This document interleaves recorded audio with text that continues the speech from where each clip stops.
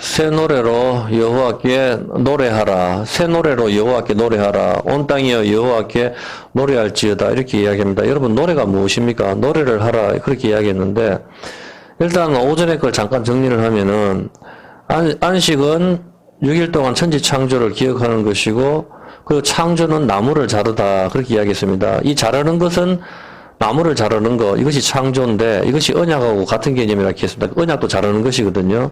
여기서 정말 중요한 것은 자르는 것, 갈라지는 것에 주목을 해야 합니다. 당연히 이 갈라지는 것, 자르는 것은 반석이 갈라지시고 생명나무이신 예수님이 갈라지심으로 우리의 새 창조를 완성시키는 그림이 있습니다. 그리고 우리가 찬양으로 하나님께 영광을 돌리라고 성경에 나와 있는데 우리 존재 목적이 하나님께 영광 돌리고 나의 찬송을 부르게 하려 합니다. 그러니까 하나님께 찬송하기 위해서 우리의 존재 목적이 있는 겁니다. 그녀를 위해서 내가 존재하는 게 아닙니다. 성경에 나와 있는데 이 노래하는 것이 우리가 무엇인지 설명을 드리는데 새 노래로 여호와께 노래를 하락합니다. 노래, 새 노래. 이게 새 언약과 같은 개념입니다. 그죠?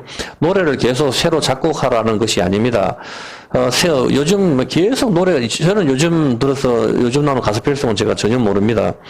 무슨 노래인지를 모르겠더라고요. 계속 노래를 작곡하라 그런 뜻이 아니고, 새 노래는 새 언약.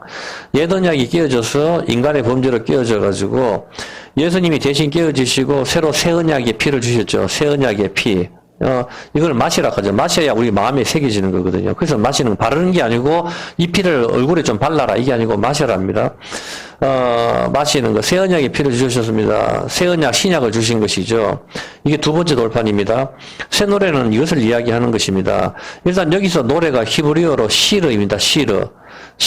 그러니까, 어떤 개념이 히브리어가 시르인데, 말 그대로 노래하다입니다. 그런데 유래가 시르, 역시 같은 알파벳인데 돌아다니다입니다. 돌아다니다. 정확하게 이야기하면은 매춘부나 상인으로서 돌아다니다입니다. 매춘부가 몸을 팔려고 돌아다니는 거, 상인으로 돌아다니는 거, 상인이 장사하려고 돌아다니는 겁니다.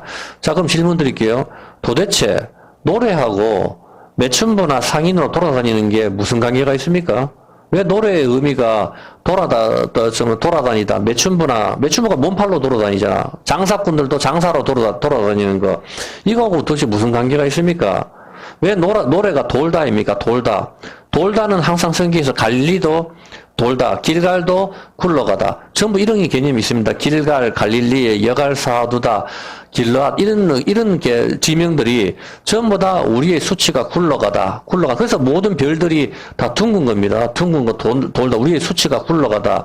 돌다. 이런 개념이 있는 겁니다. 그러니까 나훔, 이렇게 하면 위로, 이렇듯이. 그래서 예수님께서 어디에서 그 사역을 하시면 나훔에서 위로의 마을, 이런 데서 이런 식의 개념이 있는 거거든요. 그와 마찬가지로 이 노래의 의미가 매춘부나 상인으로서 돌아다니다, 이런 의미란 말입니다. 돌다. 여러분, 우리가 노래로 하나님께 찬양하자 그렇게 하는데, 그게 이 개념을 알아야 어떤 걸 찬양하라 하는 걸 알 수가 있거든요. 아니 왜 노래가 돌아다니다 일까요? 그것도 매춘부나 상인으로서 돌아다니다입니다. 일단 예수님께서는 성전을 갖다가 내 집을 장사하는 집으로 만들지 말라고 하셨습니다. 그죠? 매춘부는 상인은 장사꾼 아닙니까? 장사하는 거. 그 장사꾼들이 장사로 이곳저곳 돌아다니는 것이죠. 롯데든 삼성이든 이 세상 모든 게 다 장사 아닙니까? 장사는 물건을 수입해서 수출도 하고 수입도 하고 무역선으로 들고 왔다 갔다 하는 거. 일단 이 장사하는 의미는 돌아다니다입니다. 이거는 지난번에 우리가 성경 공부할 때에 왜 소를 신으로 섬길까에 이야기했다시피, 소고기가 맛있는데 왜 소를 신으로 섬기나요? 그것은 소의 특징이 힘이 세답니다. 힘이 세다. 그리고 힘이 세니까 밭도 갈고 짐도 나르고 하는 것이죠. 서로 밭을 가는 게 힘이 세니까 밭도 갈고 짐도 나르는 거 아닙니까? 이제 경운기가 나오니까 소 대신에 경운기가 일을 하는 거고, 경운기 없던 시절은 전부 소가 밭을 갈고 소가 짐 나르고 한단 말입니다. 소달구지 타고. 그렇게 하기 때문에 소를 신으로 섬기는 이유는 하나님을 힘으로 삼지 않고 소의 힘을 의지하는 것을 이야기합니다. 소의 힘은 어떤 사람은 돈을 힘으로 삼고, 어떤 사람은 권력을, 어떤 사람은 명예를, 어떤 사람은 외모를 힘으로 삼습니다. 이처럼 하나님을 힘으로 삼지 않는 그 모든 것을 섬기는 사람들이 바로 소를 섬기는 사람들입니다. 소의 힘, 그것을 말하는 겁니다. 그래서 정권회사 앞에 커다란 황소 모양의 그 조각 육각상이 있는 것이 바로 소의 힘, 돈의 힘을 이야기하는 것입니다. 이런 것이 그냥 우연히 있는 게 아닙니다. 다 의미가 있는 겁니다. 소를 숭배한다. 이 말을, 이걸 이야기하는 겁니다. 이처럼 소를 섬기는 것이 소의 힘을 의지하는 것인데 그것이 장사하다입니다. 소에다가 짐을 싣고 나가서 물물 교환을 하거나 돈을 받고 물건을 사고 팔고 하는 거 전부 이것이 장사다 이 말입니다. 그래서 내 집을 장사하는 집으로 만들지 마라는 의미는 정확한 의미는 뭡니까? 뭐 콜라 팔지 마라 이 말이 아니고 소의 힘을 의지하라 하지 마라 이 말입니다. 내 집을 우리 몸이 성전 아닙니까? 우리가 기도하는 집인데 장사하는 집을 여러분 장사 안 하면 뭐 먹고 삽니까? 그런 걸 말하는 게 아니고 우리 몸이 성전인데 장사를 한다는 것은 소의 힘을 의지하는 거, 소의 힘에다가 짐을 싣고 나가서 물건을 사고 팔고 하는 것이죠. 하나님을 힘으로 삼지 않는 이 세상 모든 사람들이 바로 소의 힘을 의지하는 겁니다. 지금도 하나님께서 전염병으로 치시는데 소의 힘, 백신이 소란 뜻이거든. 소의 힘, 짐승의 표입니다. 이게 그냥 말 그대로 문자 그대로 뭐 육룡이다 이런 건 말하고 싶진 않고 일단 짐승의 표입니다. 백신이 짐승 소란 뜻이니까 박하니까 그렇기 때문에 이것으로 맞겠다 이 말 아닙니까? 돈을 받고 물건을 사고 팔고 하는 거 이것이 장사다인데 이것이 바로 장사하는 집으로 만들지 마라. 소의 힘을 의지하지 말라는 뜻입니다. 여기까지는 이해했습니까? 이해해야 여러분 노래의 의미가 이해가 됩니다. 자, 성전의 예배보다 이 사람들은 소나 양이나 비둘기나 돈 바꾸는 일에 더 몰두를 했잖아요. 그래서 예수님께서는 한 번도 그런 일이 없으시던 예수님께서 꾸지람만 하시던 예수님께서 이날은 특별하게 채찍을 들고 휘둘러 버린단 말입니다. 얼마나 화가 나셨으면은 채찍을 들고 휘두르고 돈을 엎지르고 내 집을 장사하는 집으로 만들지 마라 그렇게 하셨는 거죠. 이 사람들은 하나님의 예배드리는 예배보다 자기들 돈 받고 자기들 이익에 더 탐닉을 했는 것입니다. 그래서 예수님께서는 너희는 강도의 소굴로 만든다 그렇게 이야기를 하셨는 것이죠. 강도, 돈을 갈취하는 자들 아닙니까? 성전을 그렇게 했다는 것입니다. 이들은 우리가 하나님을 힘을 의지하지 않고 소의 힘을 의지하는 것 이것이 바로 장사를 이야기하는 겁니다. 장사. 이 장사의 뜻이 돌아다니다입니다. 돌아다니다. 매춘하고 같단 말입니다. 자기를 사고 팔고 하는 거, 자기 영혼이잖아요. 돈만 많이 주면은 저놈이 누구라도 상관이 없는 겁니다. 그게 바로 파는 거, 자기를 파는 거, 자기 영혼을 파는 거. 그리고 장사꾼들이 돌아다니면서 파는 거. 이 장사 상인, 이게 가나안입니다. 가나안 뜻이 상인, 장사꾼 같은 말입니다. 그래 가나안이 저주를 받고 가나안이 함의 아들 저주를 받고 또 가나안이 저주받고 복받고 적각꿀이 흐르는 가나안 땅으로 가는 거 십자가를 가리키는 거거든. 그렇게 하기 때문에 이 장사를 한다는 것이 장사가 돌아다니다 이 의미입니다. 돌아다니다 개념이 확실하게 잡힙니까? 소의 힘을 의지해서 장에 가서 물건을 팔고 또 물건을 사오고 소의 힘 그게 오늘날 배로 바뀌는 거죠. 배나 에어로 바뀌는 겁니다. 에스겔 27장 25절에 보면은 요것이 이제 약간 복습을 해보면은 여기 이렇게 나오죠. 25절에 보면은 다시스의 배는 때를 지어 네 물하를 실었으며 다시스의 배 요나가 하나님의 얼굴을 피해서 가는 곳이 어디입니까? 니느웨로 가라 했는데 다시스로 가죠. 다시스로 가는 배가 장사하는 배입니다. 다시 하나님의 얼굴을 피해서 가는 거. 이게 다시스로 가는 배에 물화를 싣고 짐을 싣는 거. 이게 이제 소가 필요 없이 배나 에어가 그 비행기가 있으니까 거기에 짐을 싣고 오늘날 전부 트레이드를 하는 거란 말입니다. 어떤 개념인지 아시겠죠?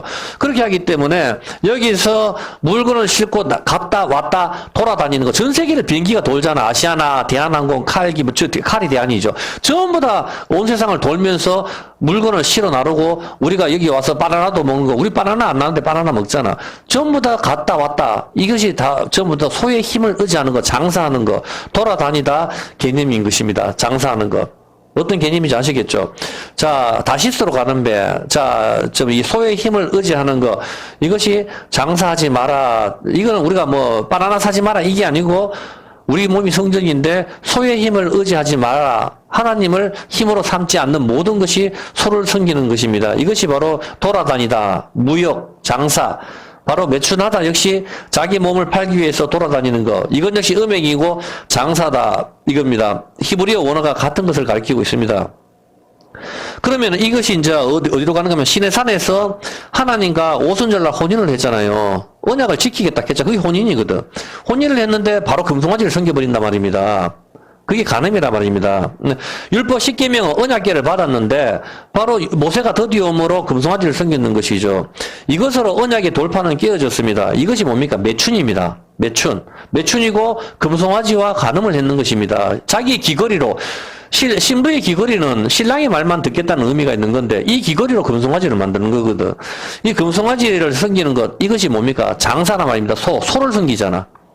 이제 소를 섬긴다는 의미 알겠습니까? 소의 힘을 의지하는 거 그것이 장사란 말입니다. 소의 힘에다 물건을 싣고 돌아다니는 거 그래서 금송아지 숭배하는 거 이게 장사란 말입니다. 그 예수님께서는 내 집을 장사하는 집으로 만들지 마라. 그것이 바로 소의 힘을 의지하는 거 소를 숭배하는 것을 이야기하는 것입니다. 이왕에 시내산 이야기를 잠깐 나왔으니까 잠깐 팁을 하나 더 이야기를 할게요. 우리 교회에서 뭐 대부분 알지만은 잘 모르시는 유튜브 독자들도 있으니까 설명을 해드리겠습니다. 마태복음 24장 16절입니다. 자, 한번 보십시오. 마태복음 24장 16절에 보면은 그때에 유대에 있는 자들은 어디로 피하라고요? 산으로 피하라고 이야기합니다. 산으로. 그리고 마가복음 11장 23절. 마가복음 11장 23절에 보면은 내가 진실로 너에게 이르느니 그 산더러 들려 바다에 던지우라. 믿음이 있으면 산을 들어서 바다에 던져라. 이렇게 믿으면 된다고 합니다. 그래서 옛날에 어떤 목사님이 불도저가 뭐 그렇게 산이 옮겨달라고 뒤에 고아원이 있었는데 산이 그늘이져가지고 계속 기도를 하니까 불도저가 와서 산을 떠내가가지고 그늘이 안 생기도록 뭐 했다는 그런 소리를 제가 얼핏 들었는 것이 있는 것 같은데 뭐 맞는지 안 맞는지 모르겠어요. 사실인지. 이런 건 그런 걸 말하는 게 아닙니다. 성경에서 산의 개념은 시온산, 시내산, 변화산, 갈멜산, 헬몬산 전부 하나님의 임재를 가리키는 것이죠.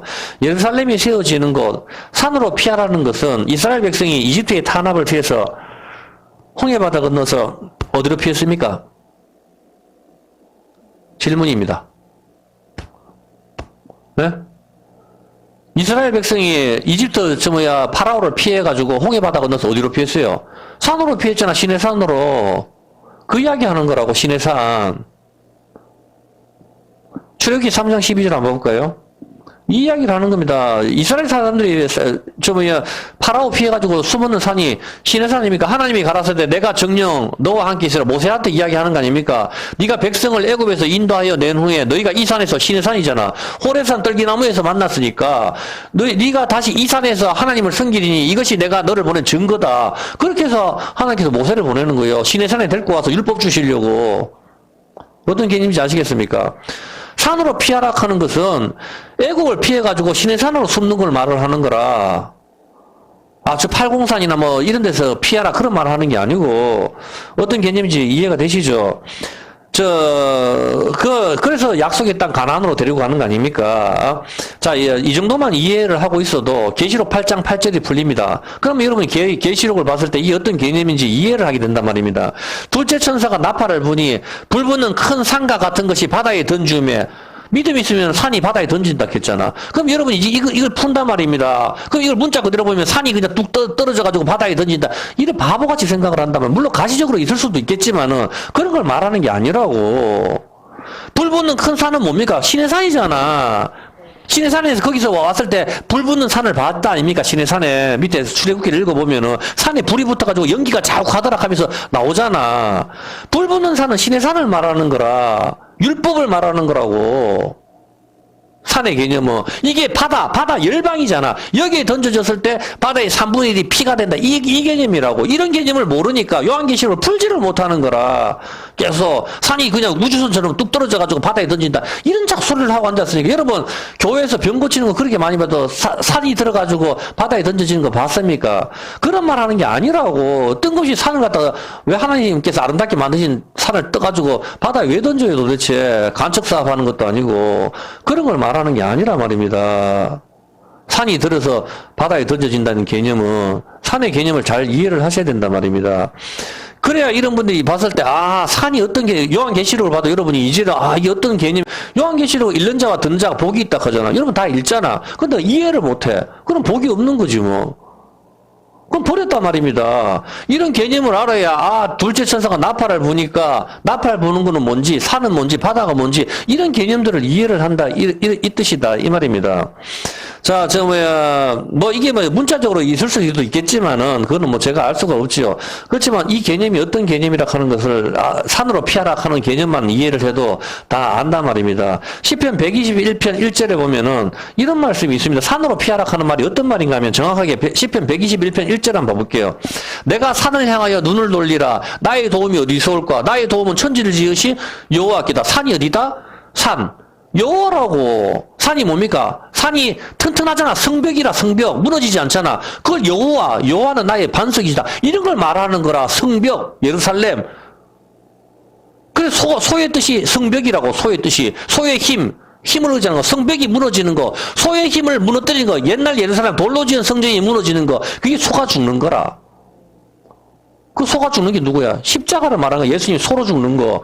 소가 지금 그 종을 받아들이는 소의 몸값으로 종의 몸값으로 팔리잖아. 은삼십이. 그걸 이야기하는 거거든. 구유에 들어가잖아. 짐승이 들어가는 거. 전부 그런 개념이란 말입니다. 나의 도움이 내가 산을 향하여 눈을 돌리라. 노래만 맨날 부르면 뭐해 도대체. 산을 향하여 눈을 돌리라. 갑자기 왜 산을 향해 눈을 돌립니까? 산이 어디 나의 도움이 어디서 오냐? 산을 향해서 눈을 돌리라 하는데 여호와로 딱 받는단 말입니다. 그럼 산이 누구라 말입니까? 여호와라고. 유대에 있는 자들은 어디로 피하라? 산으로 피하라. 다시 말하면 누구한테 피하라? 예수님께. 그 이야기 하는 거라고. 이해를 하시겠습니까? 그 말 하는 거란 말입니다. 신의 산이 하나님의 임재를 가리킨단 말입니다. 산으로 가면 피한다. 핵포탄 터지는 시대에 무슨 산으로 가면 삽니까? 참. 부산에 있었을 때 오히려 더 안전했지 보면. 그런 걸 말하는 게 아니라 나의 도움은 여호와에게서로다. 이런 개념입니다. 하나님께 피하라 이 말입니다. 신의 산에서 소를 섬기는 것은 근데 신의 산에서 소를 섬겨버리잖아. 소의 힘. 하나님께 피해놓고 거기서 소를 섬겨버린다고. 이게 참 무서운 개념이란 말입니다. 이게 바로 매춘이고 장사란 말입니다. 어떤 개념인지 아시겠습니까? 그게 돌아다니다. 이것이 소의 힘을 의지하는 거 둘 다 돌아다니다입니다. 이제 장사하다와 매춘하다 소의 힘을 섬기는 거 이것이 돌아다니다 무역 이 의미를 이해를 하시겠습니까? 이해를 해야 넘어갈 수가 있어요. 안 그러면 더 설명하고. 다 이해하겠습니까? 안 그러면 여기 그냥 왔다가 멍하니 딴 생각하다 가면 의미가 없잖아 서로. 맞죠? 세상 과목도 그렇게는 안 합니다. 하나님 말씀을 할 때는 여러분 충분히 알아들어야 됩니다. 예.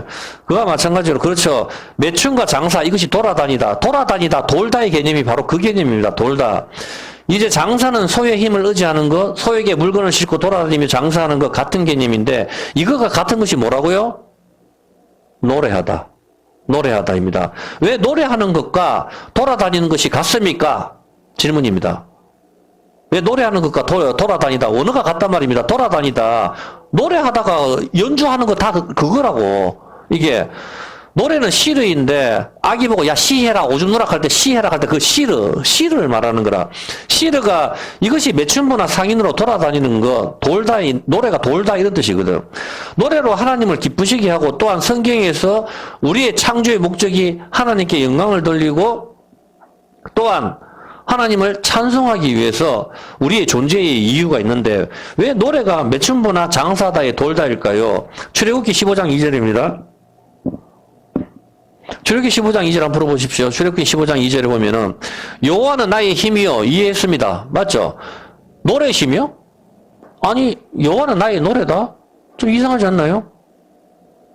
노래의 개념을 풀어야 된단 말입니다. 그러니까 여호와는 나의 힘이요 노래 힘이요 나의 구원이시다. 구원까지는 이해를 하고 나의 힘이라고 하는 건 이해되는데 여호와가 노래라고 우리가 노래를 함께 들려드려야 되는 거 아닌가? 이런 생각 안 듭니까? 그러니 이 노래의 개념을 모른단 말입니다. 우리가 노래를 부른다는 게 어떤 개념인지를 알아야 됩니다. 이게 안식과 연결이 되어 있단 말입니다. 그래서 나의 힘이다 하면 이해가 되는데 나의 노래다 이게 무슨 뜻입니까? 이게 노래가. 여호와는 나의 노래시다. 일단 역대상 15장 21절부터 한번 볼게요. 하나씩 가르쳐 드릴게요. 역대상 15장 21절에 보면은 마띠디아와 엘리블레후와 믹나에와 오베데돔과 여이엘과 아사시아는 수금을 타서 8번째 음에 맞추어 인도하는 거. 다윗의 찬양대 성가대가 있는데 오늘날 성가대 이거 없습니다. 우리가 다 성가대입니다. 전부 다 레위지파. 자기들 그냥 따로 구분하는 거예요.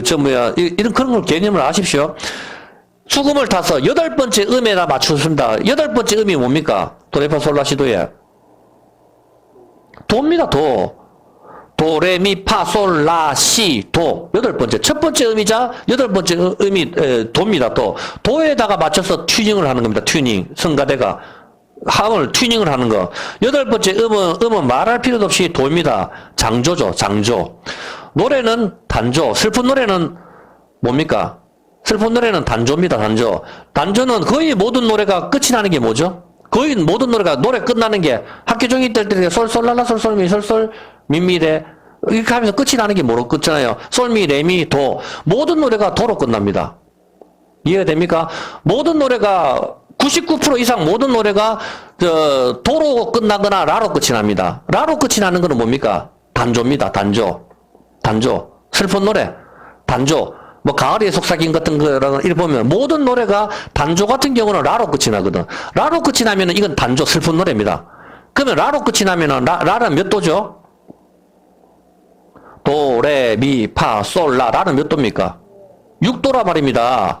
그 도는 8도입니다. 8도이자 1도입니다. 그러니까 천지 창조하고 같이 연결을 해서 보십시오. 음악이 창조거든. 이 개념을 갖다가 노래를 설명하는 겁니다. 잘 보세요.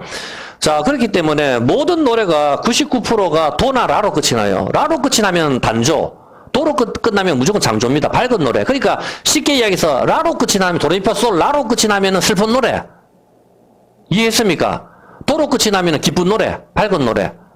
근데 미나 솔로 끝나는 노래는 거의 없단 말이에요. 그러면 노래 끝내는 느낌이 없다고. 그렇잖아. 노래를 다 해보세요. 시로 끝나는 노래 봤어요? 없잖아, 보면. 이제 여러분이 안식일 토요일 날 왜 지키면 안 된다 하는 것을 확실하게 가르쳐 드릴 테니까 확실하게 이해가 될 겁니다. 그래서 모든 노래가 끝이 나는 게 8도나 1도, 그리고 6도로 끝이 납니다. 모든 노래가. 저도 음악을 하니까 그건 뭐 기본으로 알죠. 99%가 그렇습니다. 1%가 해가지고 미로 끝나는 노래들이 있긴데, 그건 이상해요, 들어보면은. 끝난 느낌이 안 나요. 노래가 끝이 나야 도로 끝이 나야 되는데, 끝난 느낌이 없단 말입니다. 그렇게 하기 때문에, 6도로 끝나는 거는 슬픈데, 왜 6도로 끝나는 게 슬프죠? 6도로 끝나는 게 왜 슬퍼요? 이상하지 않습니까, 노래가? 6도로 끝나는 게 왜 슬픕니까? 6일째 되는 날 어떤 일이 발생했어요? 사람을 만드셨지만 6일째 되는 날 예수님이 돌아가셨단 말입니다. 그래서 6도로 마치는 날은 슬프단 말입니다. 단조라고. 그러면 8도로 끝나는 노래는 기쁘단 말입니다. 전부 도로 끝나는 거. 8도나 1도. 같은 말이잖아. 1도나 8도는 같으니까. 도레미파 솔라 시 하고 다시 도로 되돌아오니까.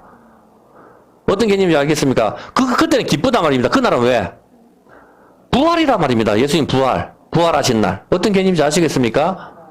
그래서 도로 끝나는 거는 무조건 기쁜 겁니다. 사망을 깨셨기 때문에 그분만이 자격이 있는 겁니다. 무덤을 갖다가 깨지 못한 사람은 우리의 구원자의 자격이 없죠.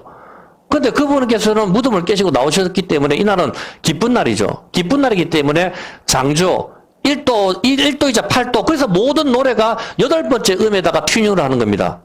근데 6번째 단조로 끝이 납니다. 단조로 끝이 나는 거는 뭔가 하면은 예수님 돌아가신 날, 6일째 되는 날. 그래서 노래가 슬픈 겁니다. 이게. 어떤 개념인지 아시겠습니까? 뭐 국악 궁상각취요, 중림무왕태. 저도 뭐 단소하고 옛날 대금도 배워봤고 다 했는데, 근데 어차피 다 똑같아요. 모든 노래가. 단조로 끝이 나면 슬프게 되어 있는 거예요, 전부 다. 그렇기 때문에, 1도이자 8도인 도는 밝습니다. 기쁩니다. 8일째이자 첫째 날, 빛을 만드신 날이 주일날이죠. 예수님께서 3일 만에 부활하셨기 때문에 1도이자 8도인 도가 기쁘신 것입니다. 이것은 그냥 지내는 게 아닙니다. 하나님께서 이거는 노래를 우리를 노래를 부르게 했기 때문에 이거는 굉장히 깊은 의미가 있는 겁니다. 그리고 이것이 노래입니다. 노래는 왔다 갔다, 뭐 어떻게 하죠? 돌다잖아. 왔다 갔다. 기타를 치든 뭐를 치든 전부 건반에서 갔다 왔다 한단 말입니다. 돌다. 어떤 개념인지 아시겠습니까? 일단 이것으로 도는 거 장사대의 개념은 아니지만 일단은 도는 거는 맞아요. 일단 그리고 나중에 조금 더 깊이를 해야 돼요. 오늘 못 끝낼 수도 있습니다. 일단 우리가 하나님을 찬양한다고 했을 때 6도인 단조로 찬양하는 것은 뭡니까? 우리가 찬양을 할때 저 찬송가가를 보면은 우리 교회는 시편 찬송을 쓰지만은 시편 찬송이도 뭐든 간에 단조로 끝나는 노래도 많습니다. 라로 끝나는 거. 라로 끝나면 여러분 뭘 찬양하는 겁니까? 우리가 시편 찬송보다 라로 끝나는 노래는 뭘 찬양하는 겁니까? 요즘 공부했으니까. 그죠? 슬픈 노래니까. 노래 곡조가 슬프잖아. 이 슬픈 노래는 십자가의 죽음을 모략입니다. 모략. 이해했습니까? 바로 동방박사가 우리가 이 찬양을 부르는 것은 바로 동방박사가 모략을 선물로 드리는 거란 말입니다. 찬송가에 라로 끝을 나는 거, 6도로 끝나는 찬송을 우리가 하나님께 올리는 것은 동방박사의 모략의 선물, 예수님께 드리는 거, 바로 그것을 가리키는 것이고, 도로 끝내는 노래, 모든 노래가 거의 도로 끝나죠. 찬송가에. 도라 라로 끝나고 다른 노래는 다른 걸로 끝나는 건 없어요. 모든 노래가. 그런데 도로 끝나는 건 뭐죠? 기쁘죠? 기쁜 거는 뭡니까? 바로 부활을 갖다가 우리가 하나님께 찬양을 하는 겁니다. 그래서 우리가 뭘 드리죠? 유황이라고 합니다. 유황의 향기, 부활의 향기. 여기 유황과 모략, 이거라면 동방박사가 뜬금없이 이걸 왜 가져왔어요? 아기 선물에. 모략, 죽음의 향기, 모르잖아, 마라르, 쓰다, 모리아산. 같은 말이라고. 모르 뚝뚝 흘리다. 모략, 죽음의 향기. 유황이 뭡니까? 유황. 이게 붉은색이라, 이게 적색. 그 다음에 유향은 뭡니까, 이게? 유향이 바로 부활의 향기를 가리키는 겁니다. 부활. 어떤 개념인지 아시겠습니까? 네, 부활의 향기. 창조란 말입니다. 도로 끝나는 거.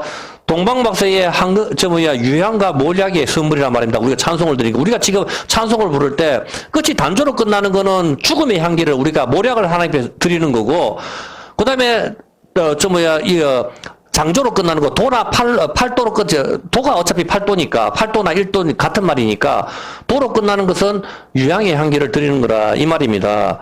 이제 왜 여호와는 나의 노래시여라는 의미가 좀 이해가 됩니까? 바로 그 이야기를 하는 겁니다. 출애굽기 15장 2절 한번 보세요. 여기서 봤었을 때 노래의 단어가 여러 가지가 있는데 사실 다 하나로 흐르고 있어요. 여호와는 나의 힘이여 노래시여 했을 때 이 노래, 여기서 노래는 지무라트입니다. 아까는 노래가 제가 시르를 풀었고 여기에서는 히브리어 지무라트라고 쓰였습니다. 그러니까 감사합니다, 고맙습니다 뭐 이런 개념이에요. 같은 말인데. 근데 여기에서 노래는 지무라트인데 자마르에서 유래가 되었는데 손가락으로 튕기다 개념입니다. 여호와는 나의 노래시며 바꾸면은 여호와는 나의 손가락으로 튕기다 이 개념이란 말입니다. 손가락으로 튕기는 게 뭡니까? 하프를 타거나 피아노를 치거나 다 같은 개념이죠. 손가락 튕기는 거. 손가락 튕기는 게 뭐죠? 활을 쏘는 겁니다. 활을 쏘는 거. 노래는 활을 쏘는 거. 활을 쏴서 누구를 맞추죠? 하나님을 맞춰서 죽이는 거. 무지개가 하나님 자신을 향하고 있죠. 바로 그 언약에 의해서 하나님이 죽으시는 겁니다. 언약의 무지개, 7색깔 무지개. 그걸 말하는 건데, 이게 튕기는, 노래 튕기는 거 활인데, 이게 뭐죠? 다른 말로 가지치다. 가지치다. 가지치는 게 뭡니까? 6일 동안 힘써. 네 포도원을 가꾸라 하잖아요. 레위기 25장 3절. 이게 자르다는 말이다. 창조를 할 때 6일 동안 하나님께서 천지 창조를 하시죠. 천지 창조를 하는 게 나무를 자르다 말입니다. 노래하고 연결되는 거 보세요. 너는 6년 동안입니다. 6일 동안 하나님께서 천지를 창조하셨죠. 창조의 오전의 뜻이 뭐라 그랬어요? 오전. 창조의 뜻이. 창조, 바라인데. 나무를 자르다. 그게 창조의 뜻이라고. 나무를 자르다. 나무를 자르는 게 창조인데 그 나무는 무슨 나무예요? 생명나무이신 예수님 아니에요. 보면 예수님 잘라서 우리 새 창조를 만들어내시잖아. 그걸 메타포하고 있는 거란 말입니다. 6일 동안 창조는. 어떤 개념인지 아시겠죠? 나무를 자르는 건데 너는 6년 동안 6년 동안 그 포도는 뭐예요? 나는 예수님은 생명의 참 포도나무. 이 포도나무를 잘라라. 6년 동안. 이거 가지치다. 가지를 칠 때 이 가지치는 게 뭡니까? 자르다가 노래입니다. 지무라트. 튕기다. 활을 쏘다와 같은 개념입니다. 여러분 제주도 같은 데 가보시면은 비닐하우스에 가지치기를 나무를 해놨는데 형형한 그런 모든 모습도로 정말 아름답게 해놨는 게 다 많죠. 이게 다 올려가지고 하나가 되죠. 똑같단 말입니다. 노래 피아노를 연주를 하다 하프를 연주를 할 때 이게 전부 다 연주하는 게 포도나무 가지를 자르는 겁니다. 다듬는 겁니다. 여러분 노래하는 거나 연주하는 거나 같은 개념입니다. 어떤 개념인지 아시겠습니까? 그 연주를 할 때, 이렇게 하면, 이거 좀 너무 올라가는 것 같은데, 소리를 낮추고, 맞추는, 음이 틀리면 듣기 싫어요, 노래가. 귀에 거슬린단 말입니다. 그렇기 때문에 거기서 이 노래를 갖다가 너무 높게 하고 막 같이 울리게 해가지고 울리게 하는 게 뭡니까? 그게 여러분들이 자 우리 하나님의 노래합시다. 우리가 지금 합창을 해서 하나님의 노래를 하죠. 노래할 때 어떤 사람은 베이스로, 어떤 사람은 테너로, 어떤 사람은 소프라노, 알토 뭐 이렇게 해가지고 노래를 하면서 아름답게 이게 함을 내는 게 자르다. 포도나무 가지를 자르는 겁니다. 잘랐을 때 그것이 어울려가 우리 나무들이니까 이 나무가 시냇가에 심은 나무가 복 있는 사람은 그 물 빨아먹는 거 같은 개념이에요. 보면은 예수님이 포도나무, 우리는 그 가지니까 이 가지들이 다 깎이는 거. 그래서 아름답게 조화가 돼가지고 하나님께 찬양을 올리는 거. 부활의 찬양을 올릴 것이냐, 모략 죽음의 찬양을 올릴 것이냐. 어떤 개념인지 아시겠습니까? 단조로 끝이 될 것이냐, 장조로 끝이 될 것이냐. 그 이야기를 하는 겁니다. 그렇게 했을 때 우리가 어떤 사람은 부드럽게, 어떤 사람은 아름답게, 어떤 사람은 세게 형형 색깔의 노래들로 하나님께 가죠. 이게 가지시다입니다. 가지를 잘랐을 때 같은 모양이 하나도 없다. 전부 다. 그렇죠? 다 그렇게 해서 하나의 나무를 형성되는 거죠. 예수님은 머리고 우리는 그의 몸이니까. 그 이야기를 하시는 겁니다. 그것이 가지시다고 활을 쏘다의 튕기다 의 개념입니다. 튕기다. 자, 이것이 자르다, 가지시다의 입니다. 이것이 노래하다, 연주하다입니다. 노래하다, 연주하다가 손으로 튕기다인데, 무엇을 손으로 튕깁니까? 수금이죠. 수금 하프인데, 무엇입니까? 활입니다, 활. 활은 무지개입니다. 혹시 수금 그림 한번 띄워주실래요? 한번 보세요. 여러분 잘 안 보시면은, 수금 그림하고 봤을 때, 수금은 활이고, 비파는 항아리거든요. 예, 한번 보세요. 이게 비파, 항아리죠. 항아리. 항아리는 비어있는 항아리에 물이 들어오는 거 여자입니다. 여자. 그리고 수금 같은 경우는 활입니다. 활. 활을 쏘는 거, 언약의 활을 쏘는 거 남자를 가리키는 겁니다. 수금과 비파를 연주할 때 언약계가 들어오는 거거든. 이게 항상 이런 의미가 있는 겁니다. 그래서 비파, 10줄 비파로, 10줄 비파, 10줄은 항상 11조, 10개명, 이런 개념들이 있는데, 일단 다른 데서 하면 너무 복잡하니까 이 수금이 바로 활을 가리킨다.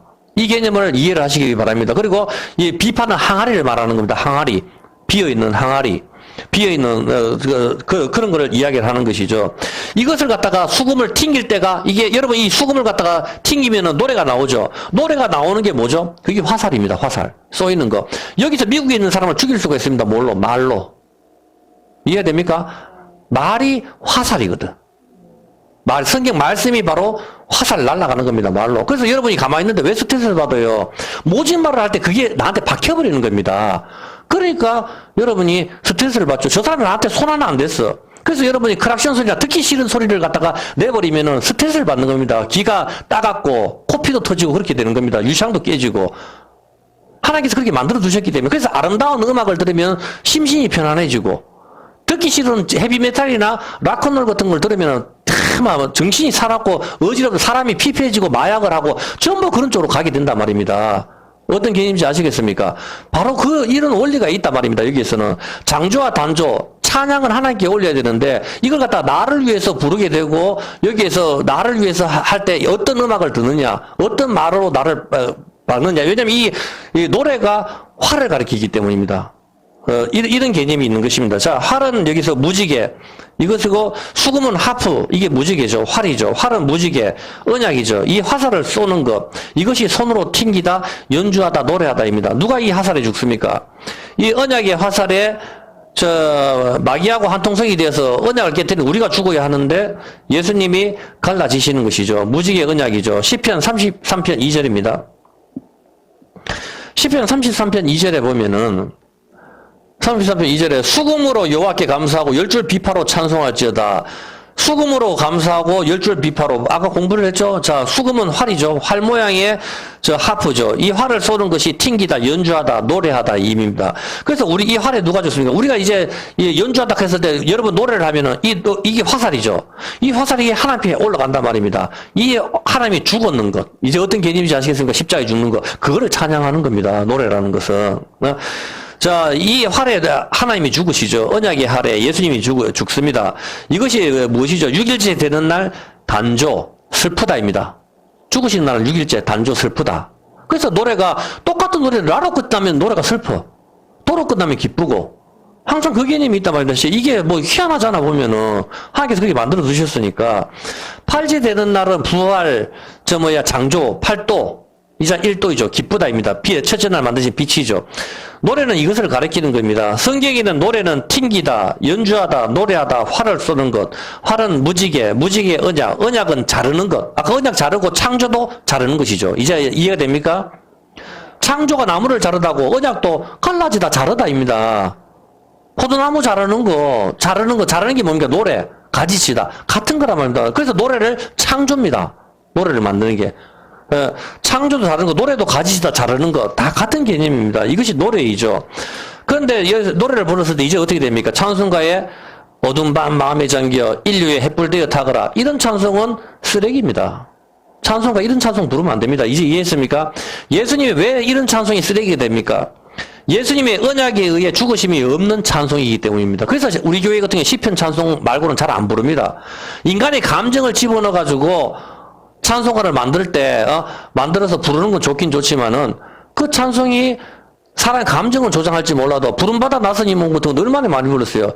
아까 오전에도 이야기했지만 존경과 모든 것에 주님 홀로 받으소서 멸시천대 십자가는 제가 지고 가오리다. 십자가는 우리가 질 자격이 안 된다고. 우리가 어떻게 집니까?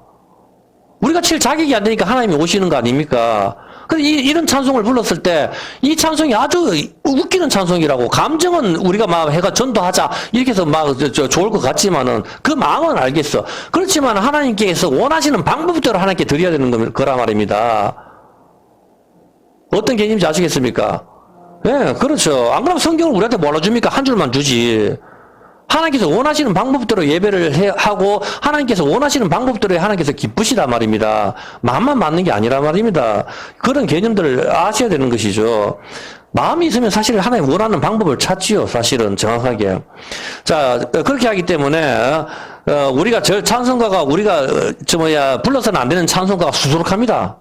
그 찬송가들 보면은. 그렇기 때문에 그냥 그것을 일부러 찬송을 빼니 그냥 웬만하면 우리가 시편 찬송, 우리 교회에서 쓰는 거 시편 찬송 이걸 쓰면은 참 편하거든. 그냥 성경을 그냥 그대로 찬송을 하니까 다윗이 불렀던 찬송들 전부 그 찬송을 부르니까 얼마나 좋습니까? 여기는 우리의 감정이 들어갈 수가 없는 것이죠. 보면은 오늘날 교회에서 찬송가에다 유행가를 섞어가지고 노래하는 것이 교회마다 유행입니다. 여러분 보셨죠? 유튜브에 보면은 완전 내게 강 같은 평화를 하던 어떤 노래도 유행가를 다 써가지고 하는데 이것이 뭡니까? 세상 문화가 교회에 들어왔는 겁니다. 세상 문화하고 이게 찬송하고 이게 섞여버리는 이게 혼합된 술입니다. 혼합된 술. 각종 사이키 조명부터 해가지고 현란한 조명으로 다 믹싱을 해가지고 앞에서 찬송을 부르고 춤을 추고 생 난리를 지기는 거 그것이 바로 바벨의 혼합된 문화입니다. 그래서 하나님께서 코로나로 때리시고 교회를 문을 닫게 하시는데도 깨닫지를 못하는 겁니다. 말씀은 없고 계속 찬송만 체면 걸리듯이 계속 돌아가는 것이죠. 보면은 참 기가 막히는 거죠. 혼합된 포도주, 섞은 술인 것입니다.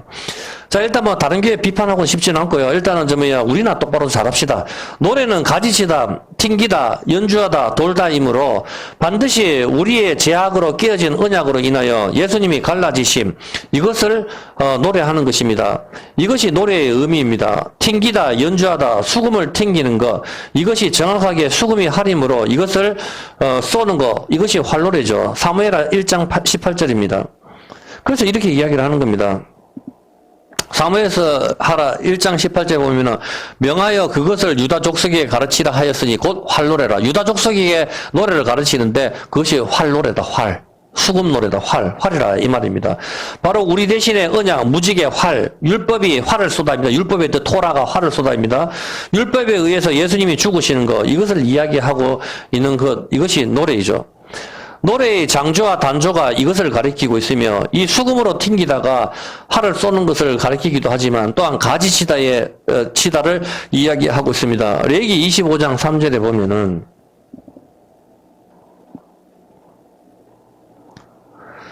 6년 동안 포도원을 갖다가 가꾸어라 그렇게 하는데 이 자마르 이것이 포도나무 가꾸는 거 이게 노래하다가 같은 건데 포도나무 자르다 언제 자릅니까? 6년 동안 포도나무를 가꾸죠. 이 자르는 거 이것이 6일 동안 세상을 창조하시는 거 세상 창조하실 때 봐라 자르다 자르다에서 6일 동안 창조하죠. 역시 포도원을 가꾸는 것도 6년 동안 가꾸는 거 이것도 자르다입니다. 자르다 가지치기 자르다 6년 동안 포도나무를 가꾸는 거 이것이 가지치다 포도나무를 가지치는 거 이것이 창조의 6일과 연결이 되는데 이 가지치다가 뭡니까? 이 포도나무는 예수님이죠. 예수님이 포도나무라고 하셨으니까 예수님을 가지치는 거 자르는 거 언제 자릅니까? 6일째 되는 날 잘라버리죠. 단조. 마지막으로 7일째는 안식이고 또 7년은 안식년이기 때문입니다. 요한복음 19장 30절에 보면은 요한복음 19장 30절에 보면은 오늘 여러분이 왜 안식일 토요일날 예배드리면 안 된다를 정확하게 알게 될 겁니다. 예수께서 신포도주를 받으신 후 가라사대 다 이루었다 하시고 이때 7마디 하시고 가상치는 7마디 하시고 다 이루었다 하시고 다 이루었다 이때가 6일째 되는 날입니다. 6일째 되는 날 예수님께서 다 이루셨다 하고 돌아가시는 겁니다. 6일 동안 천지창조를 하나님께서 이루시고 하나님이신 예수님께서도 6일 동안 6번째 날에 다 이뤘다 하시고 돌아가십니다. 7마디 하시고 6년 동안 포도원을 가꾸는 거, 가지치는 거, 이것이 튕기다, 연주하다, 노래하다의 의미입니다. 이해했습니까? 여기까지는? 그렇죠.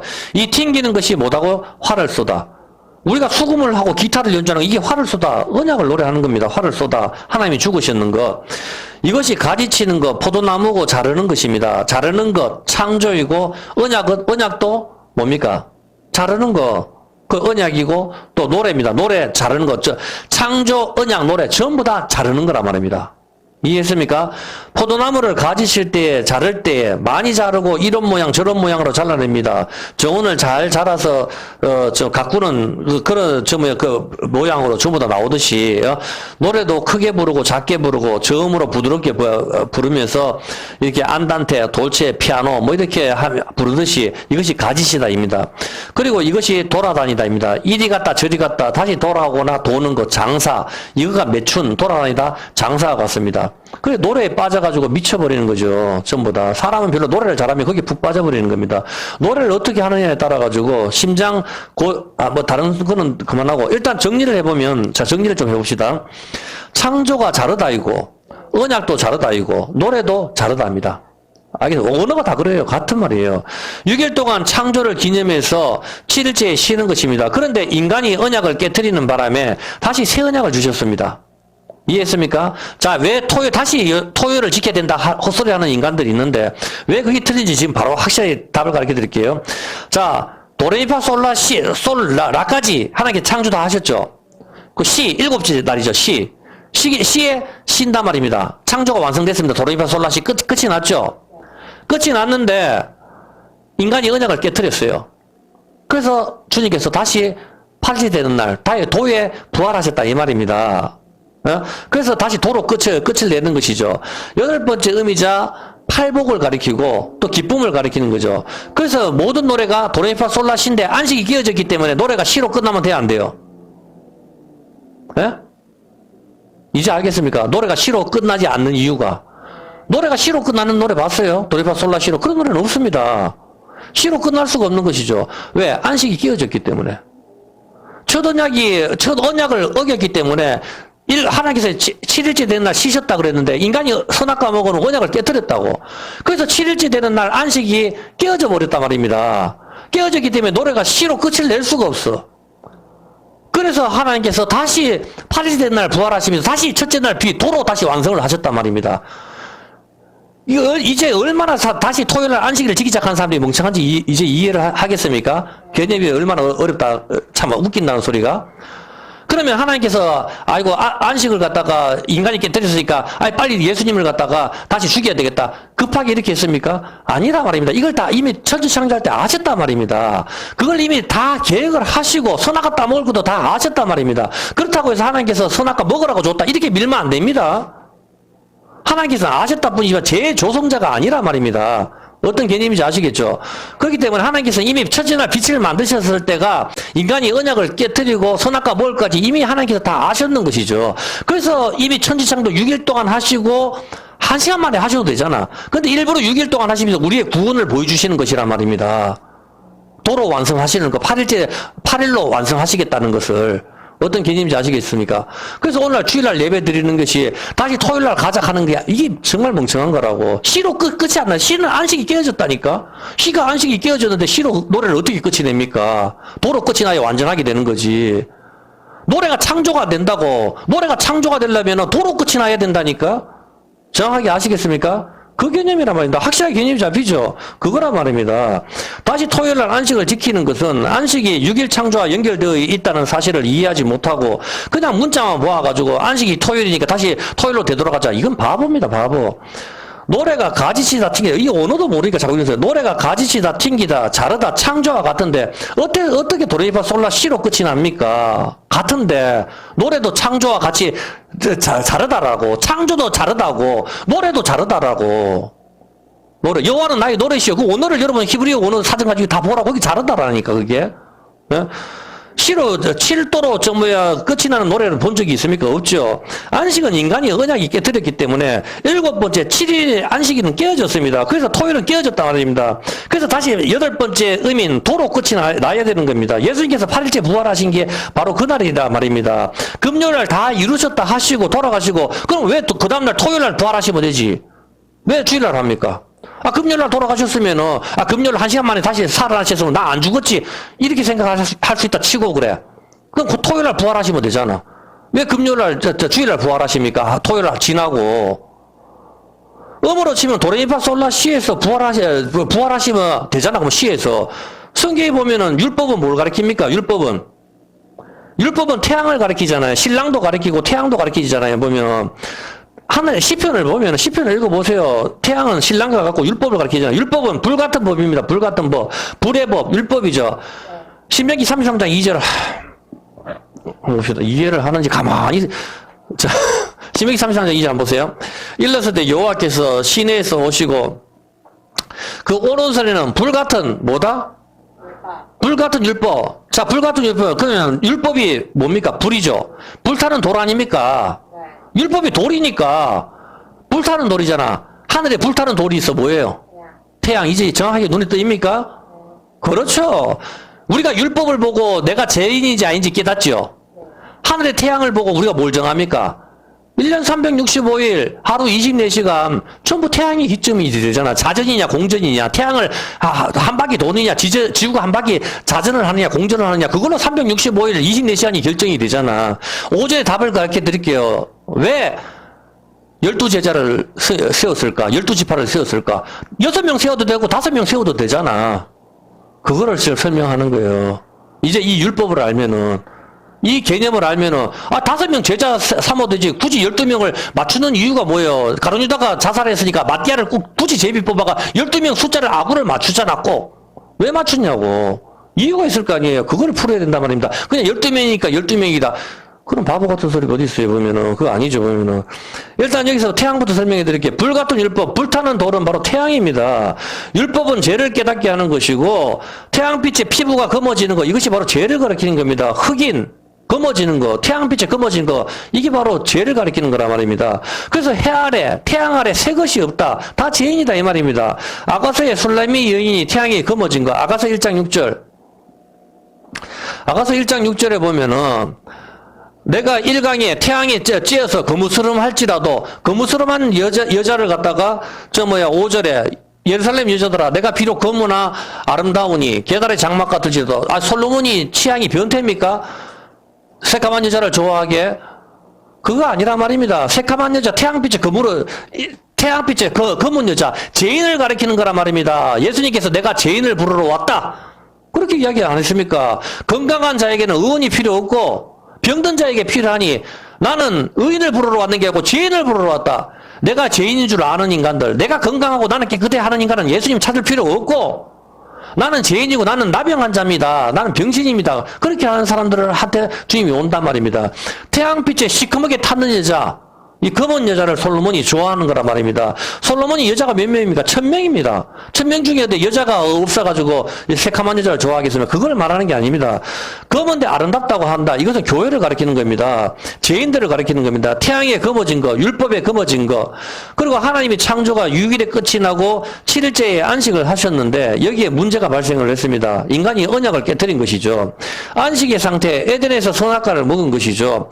언약이 깨어진 것입니다. 그래서 예수님이 대신 깨어지시고 8일째 된 날 부활하신 것입니다.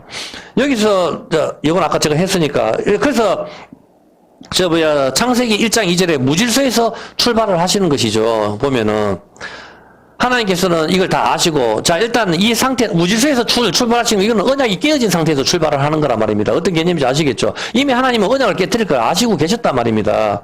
자 그런데 왜 예수님께서 7일째 안식이 깨어졌으니까 그냥 토요일날 부활하시면 되는데 왜 주일날 8일째 된 날 부활하시죠? 이 지난주 설명했죠? 예? 도레미파솔라시 시에서 끝이 났으면은 다시 6일째 라에서 돌아가셨으면은 다시 시의 날에 시에 마치시면 되잖아. 근데 왜 그 다음날 부활 8일째 되는 날 부활하십니까? 토요일 날 안식이 끼어졌죠. 이것은 첫 언약이 끼어진 것입니다. 맞습니까? 네. 율법이 뭐라 그랬어요? 불타는 돌. 뭡니까? 불타는 돌. 태양이죠. 집중해서 들으세요. 그래 여러분 예수님 제자 12명이 왜 있는지 그걸 알게 됩니다. 여기서 놓쳐버리면 여러분도 모릅니다. 자, 율법이 태양인데 태양인데 깨어졌으니까 어떻게 됐습니까? 깨어졌으니까 빛을 잃어버린 거죠. 자, 이것이 바로 뭡니까? 빛을 잃어버린 게 선셋. 선셋이 아침에 떠오르는 게 선라이즈니까 선셋. 황혼, 저녁 노을, 태양이 졌다 이 말입니다. 그리고 새해, 새태양, 새언약이 그 아침에 새벽에 떠오르는 것입니다. 맞습니까? 저녁에 언약이 끼어졌으니까 토요일날 태양이 졌단 말입니다. 그럼 어제 태양이 떠올라야 돼요. 그 다음날 다시 토요일날 뜰 수는 없잖아. 그 다음날 떠오른단 말이에요. 그래서 토요일날 안식이 끼어져 태양이 율법이 끼어졌으니까 그 다음날 새해가 떠오르는 거야. 새태양이. 이해했습니까? 그렇죠. 그 다음날 새벽에 떠오르는 것이죠. 새 언약, 그 아침 새벽에 떠오르는 것입니다. 이해했습니까? 예. 그래서 예수님께서는 안식일날 끼어졌기 때문에 그 다음날 안식이 다음날에 떠올라야 된단 말입니다. 부활을 하셔야 된단 말입니다.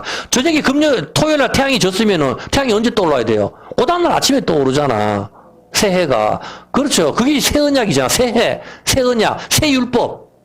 새 태양이 새 언약, 새 율법이잖아. 이해했습니까? 그렇죠. 새 언약을 주신다 했잖아. 새 언약이 새해잖아. 새 태양, 새로 불타는 돌. 이해했습니까? 그게 신약이라고. 그 신약이잖아. 신약, 새 언약. 자, 그 다음날 새벽에 태양이 떠오를 때 그날 주님께서 부활하십니다. 왜 그러면 그 다음날 떠오르면은 왜 오후에 떠올라도 되잖아. 부활하셔도 되잖아. 왜 아침 새벽에 떠오릅니까? 태양이 떠오르는 그 시간에 주님께서 부활을 하셔야 된단 말입니다. 새해니까, 새 율법이니까. 정확하게 이해했습니까? 그렇죠. 마찬가지로 이제 태양이 떠오를 때 남자의 생식기도 그때 커지는 거예요. 새벽에. 이게 생명이기 때문에 다 그렇게 연결되어 있는 거란 말입니다. 생명이 일어나는 거. 전부 이것을 보여주는 그림입니다. 자, 이 양에 태양 이야기가 나왔으니까 조금 더 설명을 하면은 하루에서 태양이 가장 밝을 때가 언제예요? 그렇죠. 정오죠. 정오가 제일 밝죠. 12시죠. 시편 37편 6절.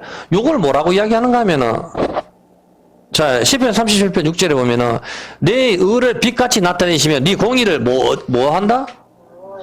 정오의 빛같이 하시라. 정오의 빛인데 정오가 빛인데 정오의 뜻이 정오의 뜻이 뭔가 하면 히브리어 초하르입니다. 히브리어로 초하르인데 의미가 갑절의 빛입니다. 갑절의 빛. 의미가 뭐라고요? 갑절의 빛. 정오가 갑절의 빛입니다. 자, 이제 제가 가르쳐 드릴게요. 왜 예수님 제자를 그렇게 하는지. 우리가 하루 24시간 중에 이 시간은 지구가 한 바퀴 도는 거 24시간 중에 낮 12시가 정오죠. 낮 12시가 정오인데 이때가 갑절의 빛입니다. 갑절의 빛. 낮 12시가 갑절의 빛. 이것은 무슨 의미죠? 갑절의 빛. 갑절의 빛은 출애굽기 16장 5절. 한번 보세요. 요 의미를 알아야 왜 12제자인지 이해가 됩니다. 자, 출애굽기 16장 5절에 보면은 제6일에는 그들이 거둔 것을 예비할지니 날마다 거둔 것이 언제? 6일째 되는 날. 6일째 되는 날을 갑절로 주셨어요. 그래서 이 6일째 되는 거 이거 받아가지고 내일의 양식을 삼는 거라. 6일째 되는 날은 금요일이죠. 금요일날 예수님 돌아가셨습니다. 이게 갑절의 축복이라. 이해했죠, 여기까지는? 그래서 금요일날 6일째 되는 날 갑절로 딱 받아가지고 우리가 어디로 가죠? 내일 어디예요? 우리한테 내일은. 저 넘어, 요단강 건너, 천국에서 산단 말이에요. 이 십자가로. 갑절의 양식을 갖다 6일째 되는 날 받으니까 이 십자가 보혈로. 이해했습니까? 이걸로 내일을 갖다가, 그래서 내일을 염려하지 말아가, 그 내일은 그걸 말하는 거예요. 천국에서 삶을. 자, 그렇게 하는데, 6일째 된 날은 만나로 2배로 줘서 갑절로 주어졌어요. 이것으로 7일째 토요일 안식일날 지낼 수가 있는 것입니다. 6일째 날 금요일에 예수님께서 돌아가셨습니다. 이것이 갑절의 축복이죠. 이것으로 옛 언약이 깨어진 것 대신에 예수님이 깨어지시고 새 언약을 주신 것입니다. 이것이 갑절입니다. 자, 질문 들어갑니다. 왜 이스라엘 지파는 12지파입니까? 왜 12제자입니까? 예수님 제자는. 에?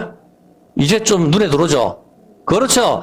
자, 이제 여러분이 알게 돼. 왜 12지파, 12제자인 것은 7제자, 7지파가 안 되고 왜 12지파가 되는지 그 비밀이 바로 이 갑절에 있는 것입니다. 갑절의 축복. 하나님께서는 6일 동안 천지 창조를 하시고 7일째 쉬셨는데 인간이 선악과 먹음으로 안식이 깨어졌습니다. 그래서 다시 두 번째 언약, 새 언약, 신약 이것을 우리 마음에 새기셔서 영원히 깨어지지 않는 언약을 다시 6일째 된 날 주시죠. 금요일 날 예수님께서 십자가를 지셨으므로 다 이뤘다 하셨잖아. 예수님께서 다 이뤘다 하시고 다 이루는 건 우리의 구원을 이루셨다는 거잖아 보면은. 그럼 창세기 6일째 천지창조는 우리의 구원을 메타파하고 있단 말입니다. 다 이뤘다 하시고 완성하신 것입니다. 6일째 되는 날 금요일 날이 갑절로 만나러 내리는 거, 이것이 갑절의 축복, 이것이 6일째 되는 날 예수님이 십자가에서 갈라지신 것, 이것이 갑절의 축복. 갈라졌으니까 갑절이 되잖아. 두 개로 나눠지니까. 네, 갑절이잖아요. 예수님 몸이 갈라지니까 두 개로 된단 말입니다. 한 개가 쪼개져 버리니까 갑절. 그 개념입니다. 갑절. 자, 레위기 24장 5절에 보면은 잘 보세요. 이제 이게 이해가 될 겁니다. 잘 보세요. 아침에 했는 게 레위기 24장 5절에 보면은 너는 고운 가루를 채 떡 12를 갖다가 굽되 매덩이로 떡을 갖다 굽는데 어떻게 굽습니까? 6절에 한 줄에 6개씩. 한 줄에 6개씩 12개를 만든단 말입니다. 자, 6개씩 두 줄로 진열합니다. 왜 그렇습니까? 6개의 갑절은 12개가 되는 겁니다. 이해가 되죠? 첫 번째 6일 동안 천지 창조했는데 7일째 안식이 깨어졌죠? 그래서 어떻게 했습니까? 다시 주시잖아. 이제 6의 갑절이 10이라는 개념이 이제 잡힙니까? 이제 눈에 들어옵니까? 바로 예수님께서 십자가 6일째 되는 날 다 이뤘다 하시고, 다 이뤘다 두 번째 창조잖아. 첫 번째 창조 안식을 주셨는데 에덴 동산에서 안식을 깨뜨려 버렸으니까 다시 두 번째 예수님께서 6일째 되는 날 다시 그 창조를 완성시키신다고. 갑절이라고. 6일째 다 이루시고 예수님도 6일째 되는 날 십자가에서 돌아가시면서 정말 다 이뤘다 하는데 성경이 이걸 갑절이라고 하잖아. 만나도 갑절로 내리고. 어떻게 해서 6 플러스 6은 어떻게 됩니까? 첫 번째 6일은 깨어지고 다시 예수님이 십자가에 다 이뤘다 하시고 다시 새 창조. 그러므로 창세기 천지 창조는 하나님께서 우리의 구원을 창조하시는 것을 염두에 두시고 창조하셨는 건데 이 6개의 떡이 바로 예수님 몸이잖아. 예수님이 갈라지는 거. 여기에 갈라지신 게 6개 아닙니까? 12지파 12제자. 12제자한테 나눠주잖아, 떡을. 예수님이 최후의 완처 12제자한테 떡을 6개로 갈라지셔가지고 12조각으로 나눠가지고 주시는 거 아니에요. 뭐 예수님이 드시려고 하시는 건 아니잖아. 제자들 나눠주려고 하는 거 아닙니까? 제비 뽑아서 나눠 주시는 거죠. 레위지파는 자 그렇게 하기 때문에 당연히 땅 분배 역시 어떻게 됩니까? 12지파에게 제비 뽑아서 나눠 줍니다. 레위지파는 각 지파에 섞여 살게 되고 제비를 뽑는다는 것은 돌을 던지는 것이고 그것이 주사위를 던지는 것, 그것이 돌파기 던져서 깨어지는 것이죠. 당연히 예수님이 반석이시고 예수님이 깨어지시는 것, 이것이 떡입니다. 이것이 12명이 먹게 6 플러스 6은 12로 되는 것이죠. 이것이 갑절의 축복이 되는 것입니다. 자, 이것이 갑절의 빛이 되는데 이 정오를 가리키는데 하루에서 태양이 가장 밝은 시간이 몇 시입니까? 낮 12시죠. 낮 12시는 바로 갑절의 빛입니다. 새벽 6시에 뜨는 태양의 2배란 말입니다. 새벽 6시 아침에 태양이 떠오르는데 그 태양빛의 2배가 바로 갑절의 빛이 바로 12시란 말입니다. 이해했습니까? 예수님은 세상의 빛이라고 이야기를 하셨고 예수님을 가리키는 것이고 하루는 12시의 기점으로 12시를 기점으로 어떻게 됩니까? 12시를 기점으로 오전과 오후가 나뉘죠. 그리고 12시를 기점으로 뭐가 됩니까? 오늘과 내일로 나누는 겁니다. 이제 알겠습니까? 좀 눈에 들어옵니까? 12시를 기점으로 그리고 하루 이 시간을 갖다 24시간 누가 정합니까? 뭐 바벨로니아, 로마 뭐 다 필요 없고 우리는 성경을 하니까 태양을 중심으로 지구가 한 바퀴 도느냐 태양을 중심으로 한 바퀴 도느냐 자전을 하느냐 공전을 하느냐 그걸로 지금 정하는 거 아니에요. 율법을 중심으로 정하는 거란 말입니다. 그래서 12시를 중심으로 오늘과 내일로 바뀌고 갈라지죠. 예수님 몸이 갈라지죠. 12시를 중심으로 오전과 오후로 갈라지는 겁니다. 이 갑절이란 말입니다. 어떤 개념인지 아시겠습니까? 예, 전부 다. 그렇게 하기 때문에, 그래서 예수님이 돌아가시면 이제 언제부터 태양빛이 일어야 돼요? 그렇지. 그래서 12시에 일는 거라. 누가복음 23장 44절. 이제 여러분이 그게 눈에 들어오는 거예요. 9시에 달리셨으면 9시부터 태양이 어두워져도 되는데, 12시에 태양빛이 어두워진단 말입니다. 이제 알겠어요? 누가복음 23장 44절. 나머지 다음 주 합시다. 힘들어하는데, 목 아파서 안 돼. 때가 제 6시죠, 12시죠. 예수님은 아침 9시에 달리셨어요, 십자가에. 근데 태양은 언제, 태양이 빛을 잃고, 언제? 12시부터. 12시는 갑절. 갑절의 빛이 나오는 날인데, 12시는 오전과 오후로 갈라지는 날이죠. 그때 태양빛이 어두워진단 말입니다. 정확하게. 9시에 갈라지면 안 된단 말입니다. 12시에 태양이 빛을 잃어야 된단 말입니다. 12시에. 12시가 바로 갈라지는 거. 오전과 오후로 갈라지고, 오늘과 내일로 갈라지는 시간이고, 바로 첫 번째 창조 6일. 6일은 인간이 언약이 깨져서 창조가 끝이 났단 말입니다. 그래서 노래가 시로 끝나면 안 된다고. 다시 7번째 안식으로 끝날 수가 없단 말입니다. 언약이 깨어졌기 때문에 새해, 새 율법, 새 언약이 떠올라야 되는 거라. 그 다음날. 그래서 예수님께서 주일날 완성을 하시잖아. 그게 완전 일도라고. 완전 일도. 음악에서. 장조라 말입니다. 기쁜 날. 그게 8일 날이자 첫 번째 날이라 이 말입니다. 그래서 예수님께서 6일째 되는 날 다 이루셨다. 첫 번째 6일과 예수님께서 여섯 번째 날 금요일 날 다 이루셨다. 첫 번째 6, 예수님께서 다 이루신 6, 합쳐서 12. 이 12지파가 12제자, 이게 합쳐서 하루 24시간이 된단 말입니다. 이 12지파의 12제자가 복음을 전해서 온 세상에게 복음이 딱 끝이 날 때 하루가 끝이 나서 주님이 오신단 말입니다. 이 개념이라고. 24시간의 개념은.